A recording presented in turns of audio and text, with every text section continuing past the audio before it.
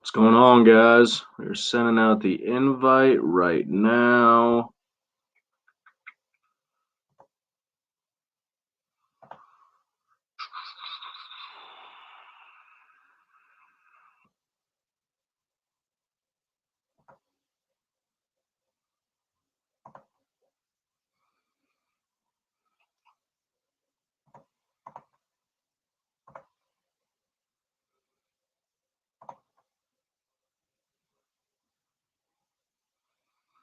All right, let's get it started, y'all. What is up, Dynasty Degenerates? This is your host, Nick Anderson, with the Down and Dirty Dynasty Fantasy Football Podcast, or as y'all know it, the Triple DFFP.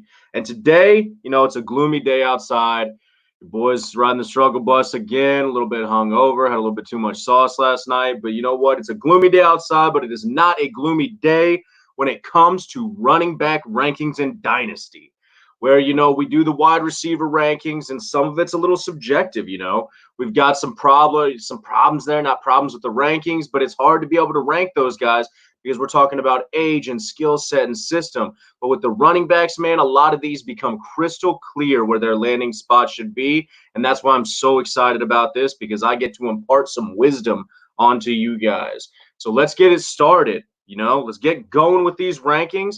And for our one overall, it should be no surprise to anybody. We got Christian McCaffrey, baby. We got CMC.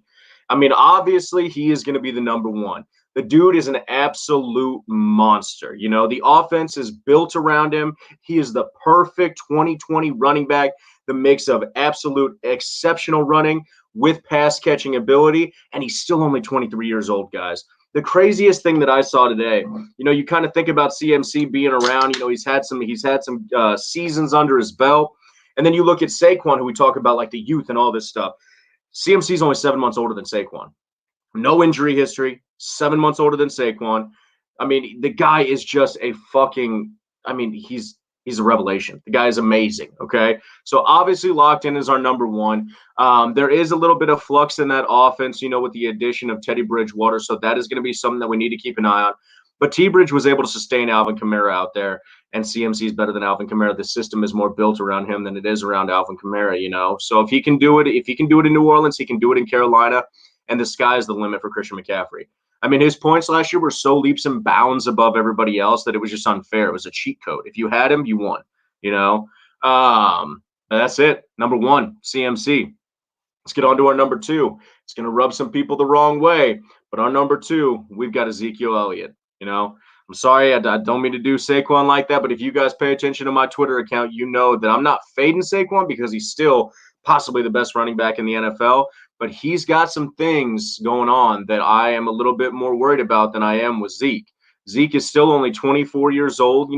There is, this has been a crazy offseason. There's been a lot of stuff going on, so there is a little flux in the offense, And so with the addition of CD Lamb out there, it makes it curious about what his receiving chops are going to be this season. But, last year he put up 1,357 yards, with 419 receiving yards and 14 touchdowns total. I think that's expected this year in and year out. That's what you're going to get out of Zeke. He is an absolute freak of nature at 24 years old. I mean, it seems like he's been doing it forever, but the guy's got a long future ahead of him, and he's already gotten that contract. That's the one thing that we're going to be seeing with some of these guys that we're talking about on here, is that, you worry about them because you worry about that future contract. You don't know if it's coming. Zeke's already passed that hump. He's got the contract, so we're good to go. All gas, no brakes on him, no injury history to really speak of, and so he's locked in at our number two. And then we go down to our number three, and you can only fall so much. So we got Quan Barclay sitting at our number three spot. Again, 23 years old, and I mean, Saquon is Saquon. He is an absolute freak of nature. If you go look at Twitter, people are just blasting it with these incredible highlight videos of him, and it's due because the guy is phenomenal. I just don't know if he has the offense around him to be able to produce like the two guys that we just spoke of before, CMC and Zeke. Saquon, they didn't add anything to the wide receiver core, so they're going to be able to stack the box just as much as they did last season. I mean, Golden Tate, Sterling Shepard, Darius Slayton, Evan Ingram. I mean, Ingram's great, but those guys aren't people that defensive coordinators are having to scheme around. You're scheming around Zeke. Saquon. You're scheming around Saquon, and so it worries me about what production he's going to be able to put out there. One thing that I talked about, I got into a huge Twitter battle about Saquon, talking about, his ankle injuries. He's had 3 ankle injuries in that same right ankle, and it's worrisome to me. I've talked to some guys that I 100% respect and trust their opinion in the DyNasty community, and they've told us that the talent outweighs the injury right now, and I completely agree with that.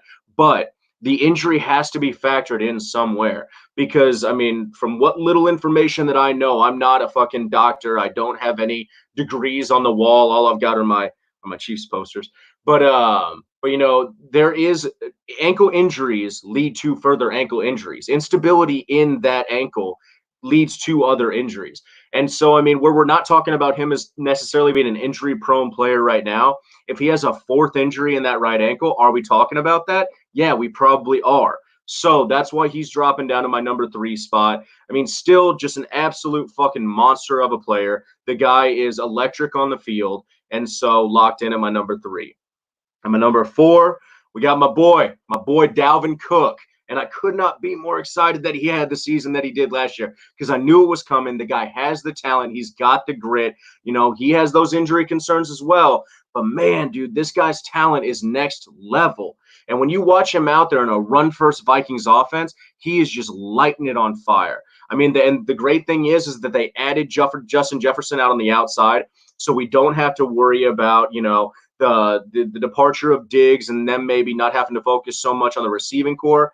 I'm expecting a breakout season for Irv Smith. We've got Justin Jefferson as an addition, as well as Adam Thielen out there and Kyle Rudolph. You've got to respect that passing attack. And so you can't stack the box all the time with Dalvin.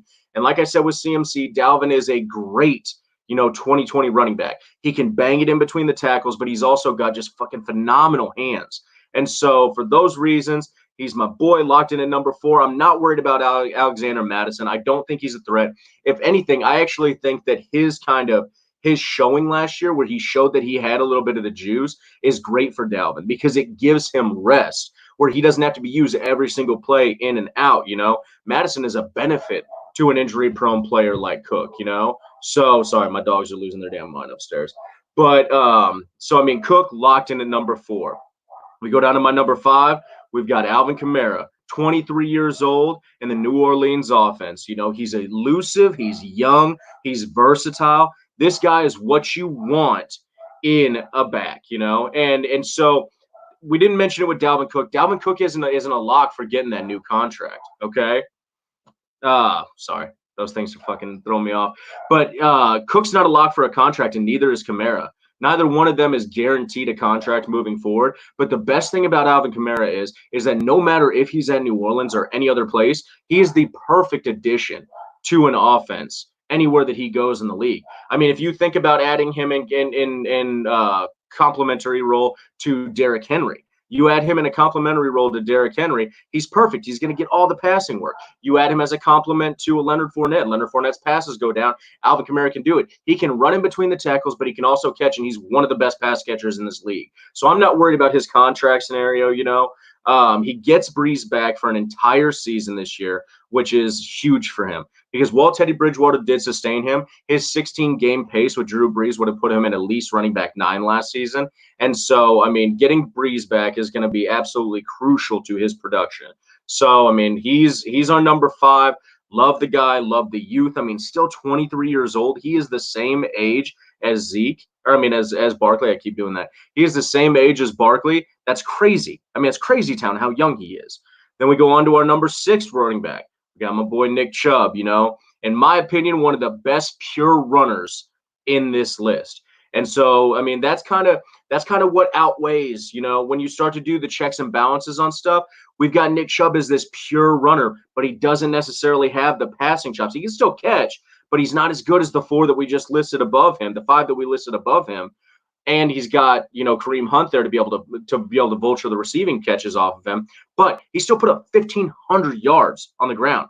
The guy's running is absolutely phenomenal. He is explosive, strong, elusive, everything that you want in a pure running back. Like I said, Hunt's gonna vulture the receiving passes, So that's something that he's gonna get. But Hunt's only signed through 20. So, I mean, who knows if they're going to bring him back, what's going to happen. So after the 2020 season, we could be seeing, the same kind of rushing numbers from Nick Chubb, but a huge increase in his receiving chops. So for those reasons, got to have him as my number 6. When we go down to my number 7, we got the guy who's kind of making that comeback. Draft Twitter, fantasy Twitter, dynasty Twitter's been just raising him, talking about him all the time. We've got Joe Mixon. Joe Mixon is, again, 23 years old. This top end of these running backs have been around for so many seasons, yet they're still so young. And it's crazy and it's exciting to be able to see like how prolific their careers are going to get the longer that they're in the NFL. But Mixon is 23 years old, same age as CMC. New year, new team, same talent. And in my opinion, Joe Mixon is one of the top 5 most talented running backs in the NFL. He has that Le'Veon Bell patience. He's got incredible hands. He's got great vision. In between the tackles, he's a monster. And I think that with the addition, of T. Higgins out there to be able to kind of fill in if A.J. Green just doesn't want to play again, we got Joe Burrow behind the center, which hopefully he can pop off like we're all expecting him to. All of those things are going to make for a great season for Joe Mixon. I mean, last year with a shit team, he put up 1,138 yards rushing, 287 passing yards, and 7 touchdowns. And that was on a garbage team. I anticipate this team is going to be much better this year. And so those numbers should raise. I mean, the higher scoring the team, the higher scoring the fantasy asset. We all know that. So, I think that he's also one of the most realistic running backs to get signed out of this on that, like 4th year, 5th year deal. He's one of the most realistic running backs to get signed on this because I think that this team they've influxed so much youth into their roster that they're going to need some stable veteran in a ball and running back like Mixon to be able to, keep that boat going, keep it afloat. And so we've got Mixon at number 7. We move on down to our number 8 running back, and our number 8 running back, my Chiefs, baby. We got Clyde Edwards-Helaire coming in at number 1. Clyde just turned 21 years old. So young, so elusive, so agile, such great hands. I mean, so I'm going to preface this by saying Clyde was not my number 1 running back coming into this draft. He was actually below Keyshawn Vaughn for me because y'all know how much love I have for Keyshawn Vaughn. But what he does great is what the Chiefs want him to do great.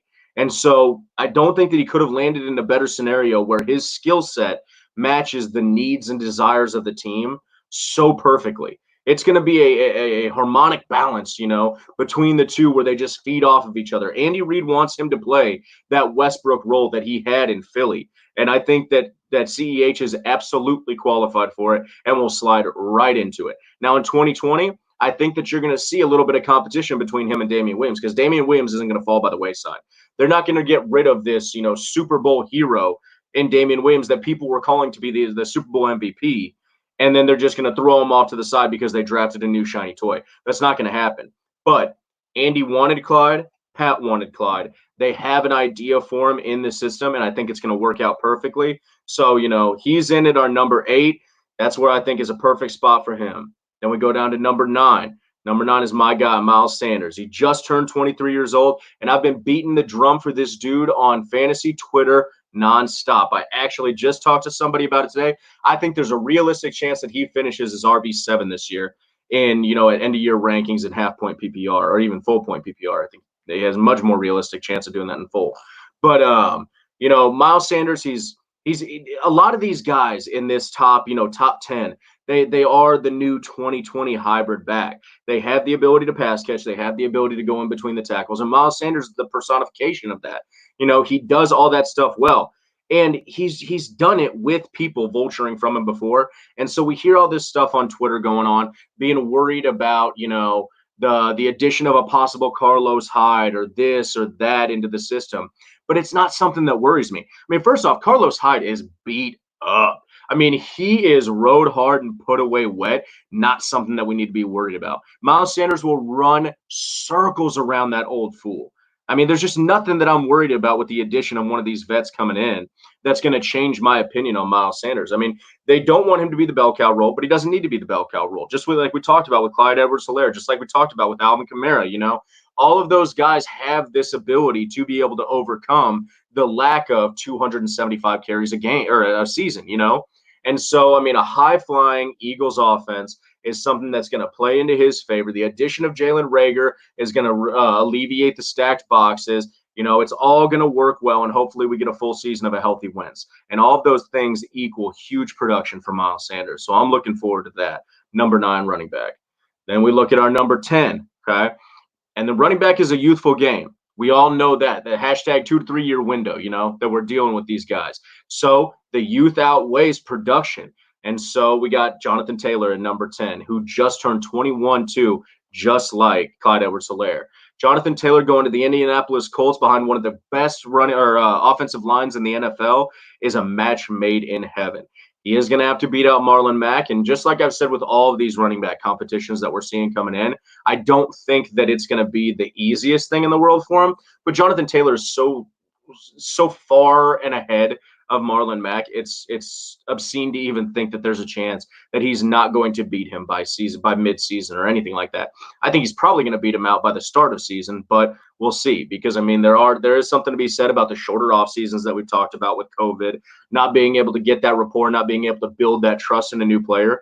So I mean, by mid-season though, he's going to have walked away with the job. Jonathan Taylor is just that good. He's that explosive. He has that sneaky good of hands. Just everything about him makes him. He was my number 1 running back coming in pre-draft. Number 1. So, I mean, great. Absolute astonishing talent. There is going to be a little flux in the offense, like we've talked about with other stuff. They've got Phillip Rivers behind center, but that doesn't really affect Jonathan Taylor that much because he's coming into the offense as it is, not as it was. So he's going to be able to get adapted to the new style of offense where everybody else is going to have an adjustment period. So, Jonathan Taylor, number 10. Let's move on to number 11. We've got the Las Vegas Raiders, Josh Jacobs. Now, I love the player, hate the team, but Josh Jacobs is coming in at a number 11. He is the bell cow running back if you were ever to look for one in Las Vegas. But unfortunately, where we have been hyping up an increase in his receiving yards this season, I don't think it's going to come. With the addition of Henry Ruggs, Bryan Edwards, Lynn Bowden, everybody under the sun, I don't think that you're going to see Josh Jacobs be the recipient of more passes this year. I just don't see how you can start. Once you start factoring in all of the target shares that everybody is going to have to get to be able to meet the rankings that everybody's placed for him, I don't see how you can anticipate Josh Jacobs getting a large increase in that pie. I don't see it happening. But he is a great running back. He produced last year without the receiving chops, and he's going to continue to produce. Gruden wants him to be the grinder that he was drafted to be. He's an every down back, and he's going to be used as such. His talent is spectacular, and he's locked in at number 11. And we go on to our number 12, Now we got one of the older vets, one of the older dogs, but still just a bruiser in Derrick Henry. Henry is 26 years old, and I mean, it took him a little while to come onto the scene. But because it took him a little while to come onto the scene, it's crazy to think that, he's 26 years old. He's seen as one of those like 300 carries a year guys, but he only has 1,400 carries on his whole career. That's college and NFL. If you go look at the broad spectrum of other running backs in the NFL right now, they have a lot more miles on their tires than Derrick Henry does. He had to split shares with DeMarco Murray and other guys, coming up. And it took him a little while to be able to get into the role of that bell cow. So I think that his longevity is going to be there, We're worried about, the contract. That's something that we've got to be concerned about. So that is something to keep an eye on. But, I mean, Derrick Henry putting up 1,539 rushing yards last season is absolutely bonkers. The guy is a crusher. He's a bruiser, and he gets better as the game gets later, as the defenses get tired. I have never seen somebody who is as physically impressive as him out there on the field. Aside from that dog crap hairstyle that he has, everything about him is, just phenomenal. I'm in love. The guy is a monster, and he's our number 12 running back. We go down to number 13. Like I said, young man's game. Young man's game, and 2020 isn't going to be this guy's season, but J.K. Dobbins. J.K. Dobbins, again, just turned 21. All of these incoming rookies are super, super young, except for my boy Keyshawn Vaughn. But, J.K. Dobbins, 21 years old, going to a Baltimore Ravens offense, and he is going to be the rightful heir to the Mark Ingram throne. Ingram and him are going to battle it out in 2020, but in 2021, it is going to be all gas, no brakes for J.K. Dobbins. And he's one of those guys. I wrote an article on him. If you guys haven't been checking out my articles, keep an eye on the Twitter page. It's something that I'm really proud of. I'm trying to put them into good formats. They're a little bit longer, But because they're longer, I get to go into the depth, the scope, the analysis of everything more than you get in these little, like 120 characters on Twitter. So go check those out. I wrote one on J.K. Dobbins, kind of how I came around to the mindset of him. When I was doing my pre-draft rankings, there was just something about him that didn't click with him as my guy. I don't know what it was, why I just had this bad taste in my mouth about him. But the minute he got drafted by the Ravens, I knew that he was going into that Ravens offense that has always had dirty, just gritty running backs, that have just pounded it and just been ballers and had a swagger about them when they do it. And J.K. Dobbins is going to be the next one in that long line of running backs. And so I just could not be more excited about this. He is a great in between the tackles runner. He's got fantastic hands, as most of the guys do coming out of this draft class. It's the new age of NFL running backs. And so, with Lamar Jackson opening up running lanes, you get a full year healthy of Marquise Brown, hopefully, who I've got really high hopes for this season. You've got Mark Andrews out there at the tight end position to be able to spread it out. There's going to be gaping rushing lanes for him to go through. And once Mark Ingram has vacated his post, J.K. Dobbins is going to be just full speed. And I couldn't be more excited about it. Locked in at number 13. And number 14, we've got DeAndre Swift. And I know this one's going to be a little controversial for people because there has been a ton of arguments about DeAndre Swift and Kerryon Johnson, But DeAndre Swift just turned 21 as well. He's competing against Kerryon Johnson, who is good enough to be a problem for him. Now, don't get me wrong here. I'm not saying that he is not a good running back, because Kerryon Johnson is great. He has outkicked his coverage and what his draft price was, everything. Aside from the injuries, when he's out there on the field, he looks like an RB1. But you get DeAndre Swift in there, and DeAndre Swift was my number 2 pre-draft running back. The guy is an absolute monster. I posted a video on my Twitter page the other day of him doing receiving routes, and I thought the video was in fast forward. I thought that they were speeding up the video to make him look faster. No, he's just that quick. He's fast as hell, great hands, explosive. Everything that you want in a running back, you get from DeAndre Swift. And now he is going to a Lions offense where it has just been a nightmare for running backs. We have not seen one running back be able to just become this shining star. And you've also got Matt Patricia there as head coach, who comes from a Belichickian coaching tree, which has always been a detriment to running backs. You never know who's going to get the start, who's going to get the lion's share of the carries. But I also don't think that the Lions have had a running back that is as insane as DeAndre Swift. So I am hoping that he is going to be the trend breaker in Detroit. I think that he is going to be the one who breaks their long lineage of poor running back play, because I think that his skills have the ability to overcome that. And because of the youth, because when Kerryon vacates, he's going to have the workhorse role. That's why he's locked in as our number 14 running back. Get him going.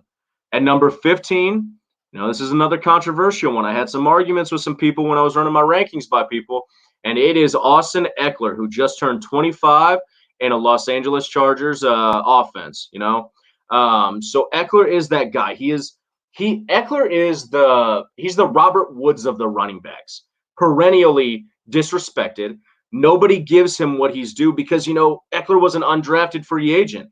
He doesn't seem like he should have a place at the table, yet he keeps performing and earning that spot. He got paid for a reason. That's another thing that we need to focus on, is he got the contract. We're worried about everybody else's contract. He got the contract. He's got the years locked up.